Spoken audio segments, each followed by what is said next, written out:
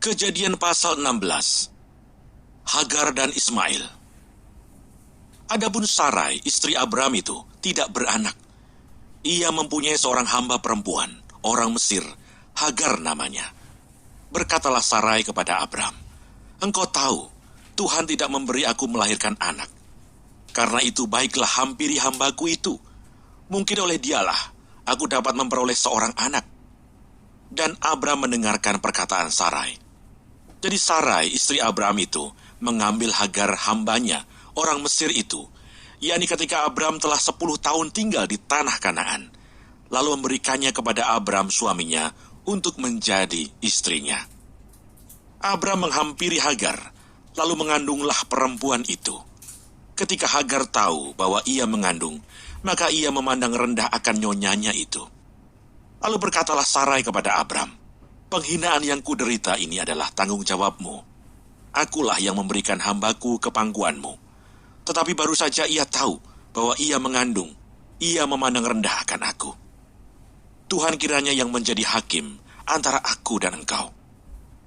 Kata Abram kepada Sarai, "Hambamu itu di bawah kekuasaanmu. Perbuatlah kepadanya apa yang kau pandang baik." Lalu Sarai menindas Hagar, sehingga ia lari meninggalkannya. Lalu malaikat Tuhan menjumpainya dekat suatu mata air di padang gurun, yakni dekat mata air di jalan ke Syur. Katanya, "Hagar hamba Sarai, dari manakah datangmu dan kemanakah pergimu?" Jawabnya, "Aku lari meninggalkan Sarai, nyonyaku."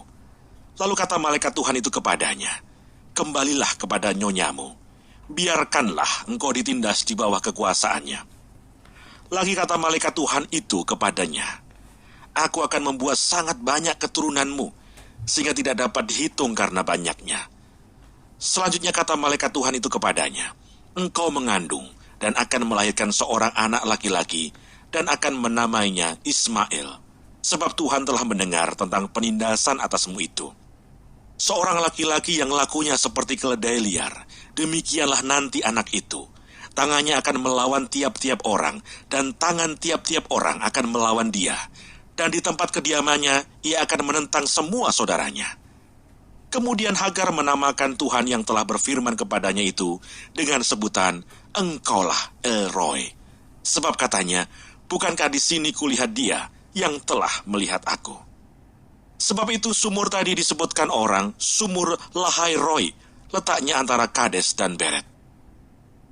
Lalu Hagar melahirkan seorang anak laki-laki bagi Abram, dan Abram menamai anak yang dilahirkan Hagar itu Ismail. Abram berumur 86 tahun ketika Hagar melahirkan Ismail baginya.